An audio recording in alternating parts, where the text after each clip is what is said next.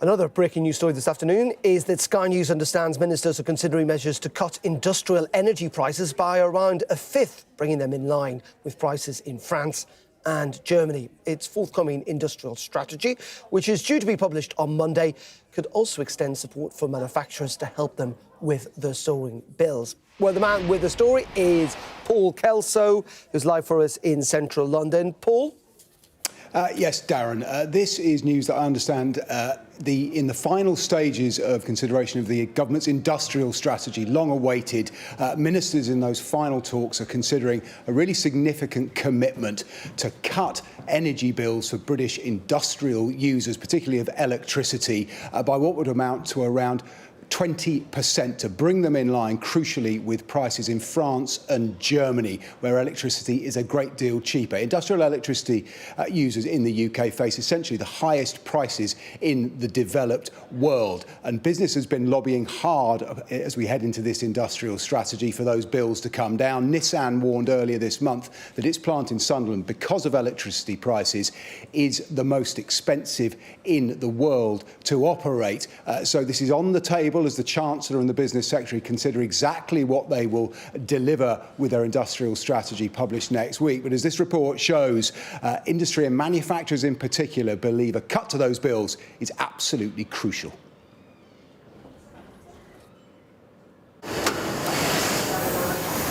Ceramics have been firing the economy in Stoke for centuries. Here at Port Merion, the historic designs that help put the potteries on the map are still exported to more than 60 countries. But soaring industrial energy bills mean keeping production in the city comes at a price. What is the electricity bill for Port Merion? You've got an idea of what you spend every year? Well, it's in the millions, let's put it that. But the key thing is it's several multiples of what it used to be, and it's many multiples of what it would be if we manufactured in pretty much any other country in the rest of the world. So that feels wrong.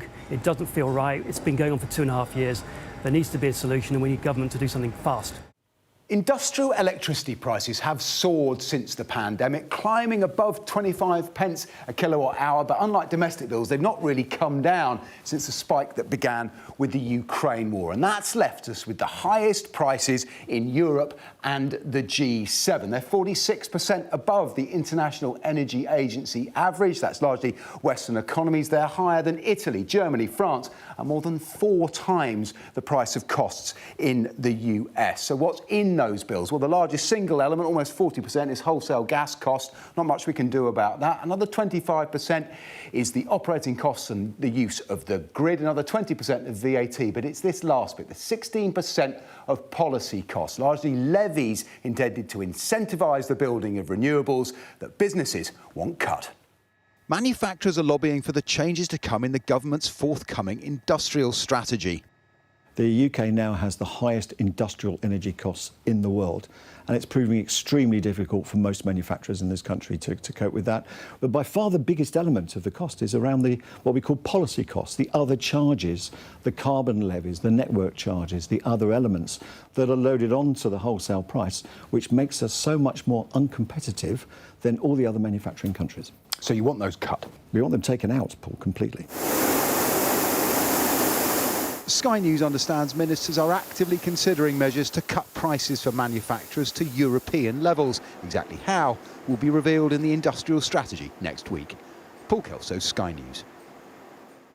So the question is how those costs might be reduced and how much it might cost. Now, I understand an existing scheme that refunds policy costs to energy-intensive users like the ceramics industry is set to be increased from 60% of those costs to 90%. And ministers crucially are considering a similar scheme that might work to cut costs for around 200,000 manufacturing industries that at the moment simply do not get any support whatsoever. It could cost billions of pounds. The question will be whether it falls on taxpayers or other electricity bill payers to pick up the cost. A government source has told Sky News this afternoon that energy is a central issue for the industrial strategy, but no policy decisions have yet been made. We'll discover exactly what they do, what course they'll make, and what relief there might be for hard-pressed industries when the industrial strategy is published on Monday. OK. Paul Kelso, great stuff. As always, thank you very much indeed. Now, the Bank of England's Monetary Policy Committee has voted to keep interest rates on hold the bank's governor, Andrew Bailey, warned that the world is currently highly unpredictable.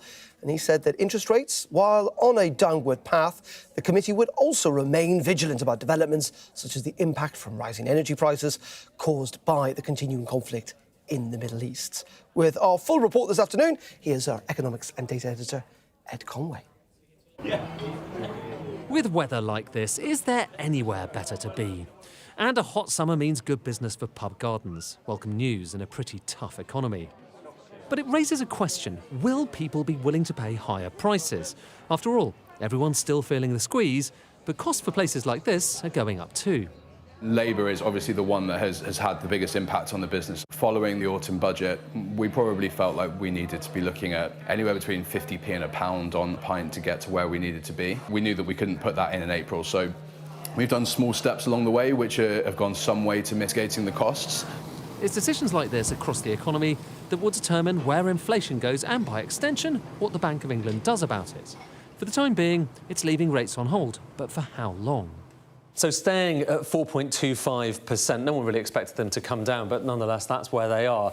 Not long ago, actually, a lot of people out there in the market thought rates were going to come down even more quickly, but now maybe another cut in August and then potentially after that, but slightly more gradually, coming down more gradually. And part of the explanation for that is what's going on with the wider economy. In particular, look at inflation. So this is showing you overall inflation rate, 3.4%. That's kind of where the bank thought it would be around now.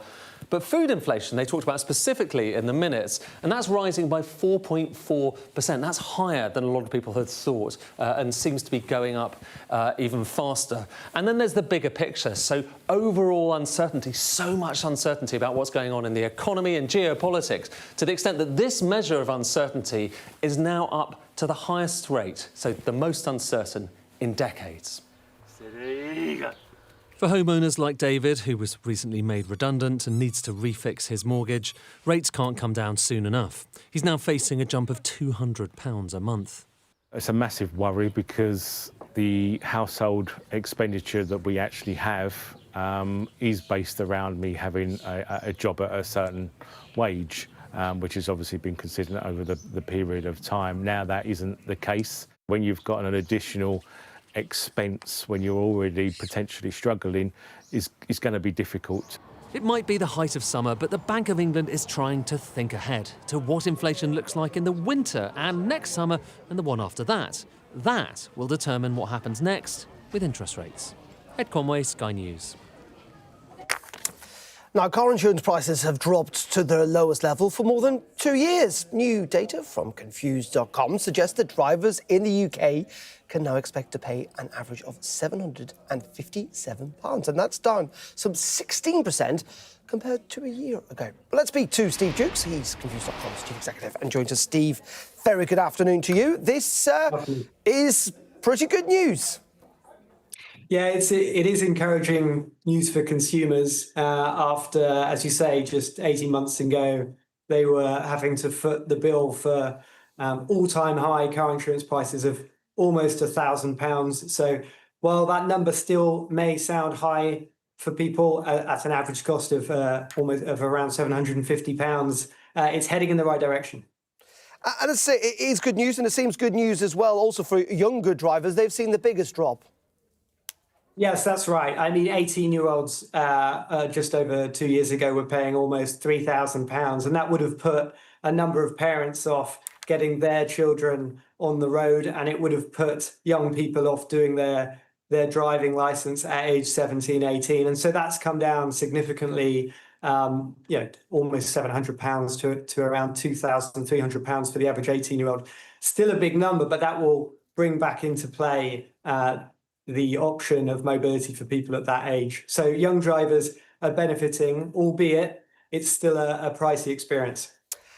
Indeed. And what's causing all of this, Steve? Is it the fact there are fewer claims? Is it a more competitive market, simply that there are more insurers out there than ever? What's prompted what is a relatively significant decline? That's right. Well, in part, it's a reversal of the factors that drove these costs to all-time highs. So, as you know, insurance prices are typically driven by the cost of claims, and two things specifically. That's the frequency of claims and the cost of those claims. Now, post-COVID, we saw an increase in the frequency of claims as people returned to the road, and then we saw the cost of claims go up significantly as the cost of repairs increased, the cost of second-hand vehicles increased, the cost of labour increased, and so on.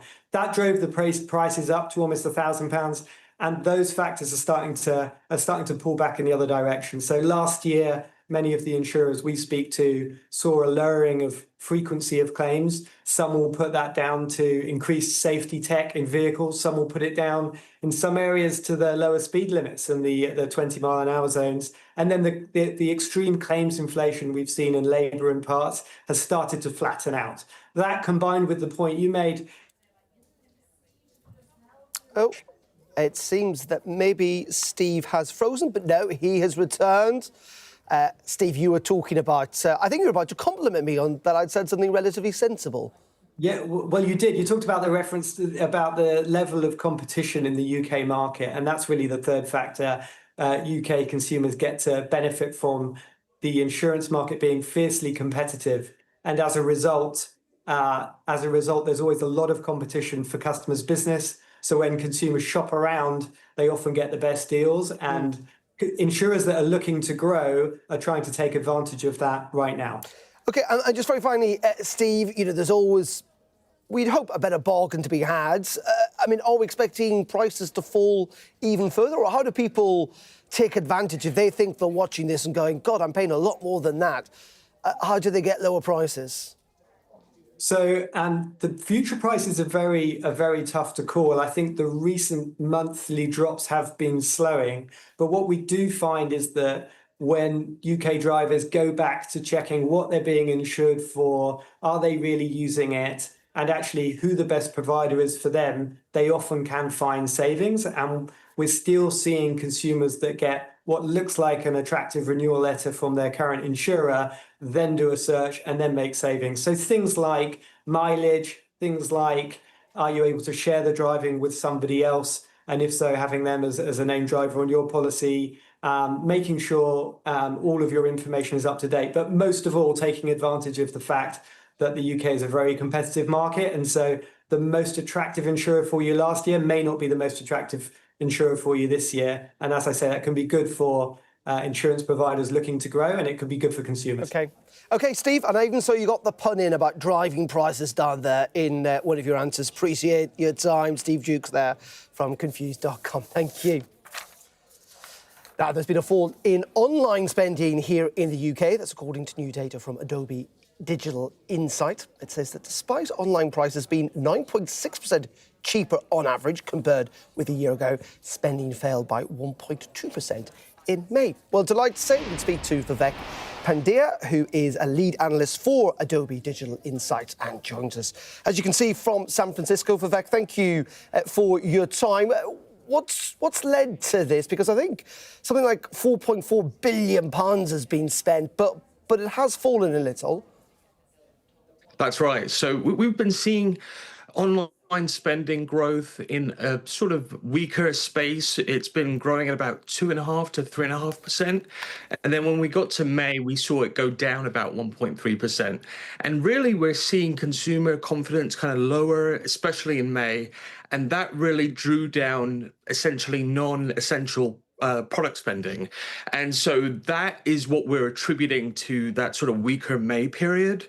And while essential product demand is holding up, I think it's going to take more, heavier discounting, more dramatic sort of product releases, things like that, to get consumers excited about non-essential product spending, which will put them in a position where they feel like the event sales are putting them right on the right footing to spend versus the essential spending that they're having to do. One thing that has been doing particularly well recently is video gaming, hasn't it? With obviously the Switch 2 being released, and that has driven some demand. I mean, there's been enormous queues outside physical shops to get hold of them. I'm sure it's been the same online too.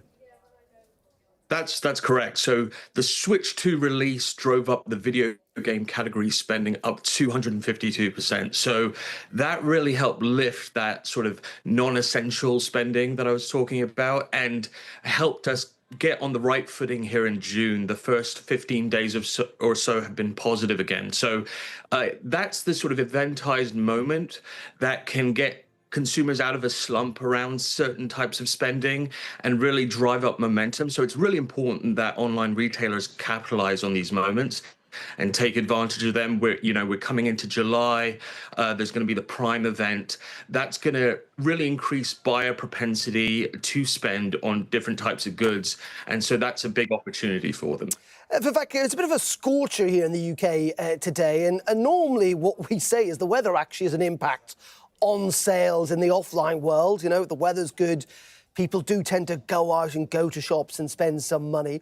Is there any correlation, maybe even a negative correlation, between the weather, good weather, and what people spend online? Definitely. We do see seasonal impacts in terms of spending and how consumers are, in the headspace of spending on, patio furniture or, be able to spend on a BBQ and all that to kind of really get them in the headspace of the summer and excitement around the summer. And when we have events like Wimbledon, sports events, all that can get consumers in the headspace of, yes, maybe they've been under-indexing their spending outside of these moments. But when you get into the summer and that there's a lot more positive sentiment around that can help lift a bit of that consumer demand. And that's obviously good for retailers and something that they have to conscientiously be thinking about, given the inconsistencies throughout the year around spending.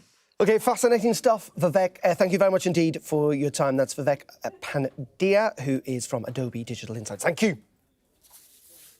OK, you're watching Business Live here on Sky News. Coming up in just a couple of minutes, we'll be looking at what the market's doing. FTSE down more than 0.5% this afternoon. We will have all the details in just a couple of minutes. Stay tuned.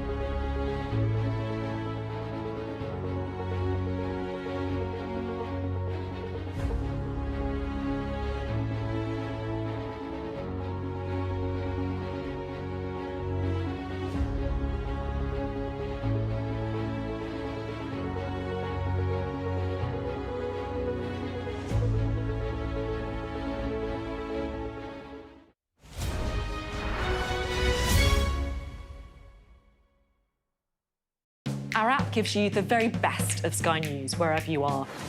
Breaking news, videos and analysis. Evidence of the crisis. Podcasts, watching us live. Live here from Washington. Wherever you get your podcast. All in one place. And all at just the touch of a screen. The Sky News app. Get the full story first.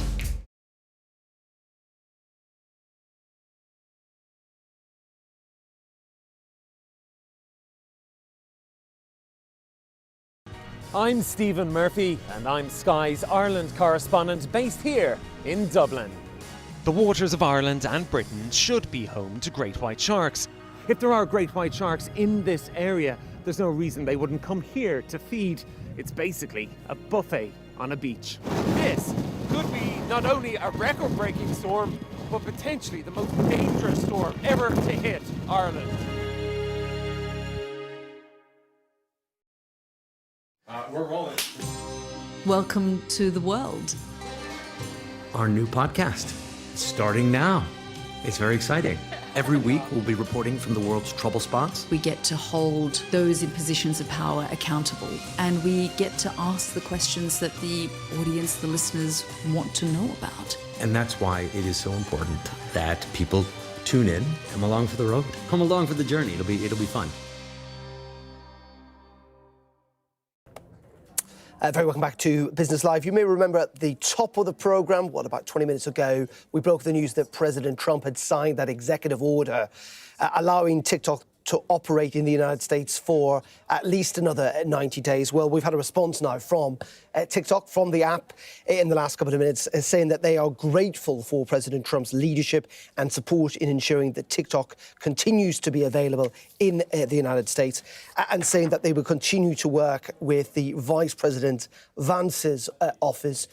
Obviously, there has been concerns about TikTok, its relationship with China, suggestions that the app could be closed down or that it could be sold off. Well, it's had a reprieve, at least, as those decisions get put off, or a deal, giving time for a deal to be made. Well, as I say, in the last couple of minutes, TikTok have said they are grateful for President Trump's leadership by signing that executive order, meaning it can continue to operate in the United States for the next 90 days.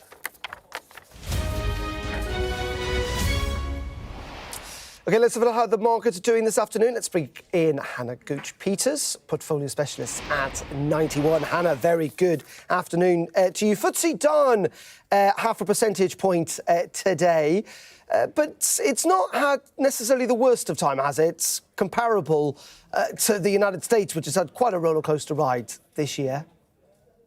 Yeah, so I think what's really interesting is this year has been the year where US exceptionism has been questioned. And I think if you look at the UK market this year, it's notably outperformed the US market, such as the S&P 500. It's actually down 5% this year in sterling terms. So really interesting change in market leadership away from those big names that, of course, have dominated the headlines for, both the last couple of years and actually over the last decade. Really, it's been a story of the US, and this year the UK is performing quite well. And as you said, the FTSE 100, I think, up over 10% this year compared to the S&P 500 that's down 5%. Do we think this is a little bit of a blip or something more substantial and long term? I think that it is the first time that the US market as a leader has been questioned in, like I said, over a decade. And I think that what we've got now is, because we've got the dollar weakening, it could be setting the scene for other parts of the world to perform very well. And, that's not just the UK, for example. Europe is performing well this year, and emerging markets. So if this trend is set to continue, I think it could be an environment where we could actually see that change in leadership. But longer term, I think that the US market overall is dominated by exceptionally strong, high quality companies. And so I would be very wary of shying away from the US overall, but I think it's a great opportunity to start to look elsewhere too. And Hannah, is this simply the uncertainty around the man in the White House, around Donald Trump? I think that's a big part of it, and markets like stability, markets like positivity, and I think also the other side of it is valuations. The S&P 500 is trading on over 20 times forward earnings. In the UK market, for example, the FTSE All-Share is closer to 12 times forward earnings, and so there's a huge valuation discount, which eventually you may see some sort of mean reversion there. The other aspect is, of course, you've got the tariff uncertainty in the US, and you've actually got a new political party in the UK, which could be arguably more certain. OK, Hannah, great stuff as always. Thank you very much indeed. That's it from Business Live for today, and indeed this week. We're back on Monday. The News Hour is up next. Very goodbye.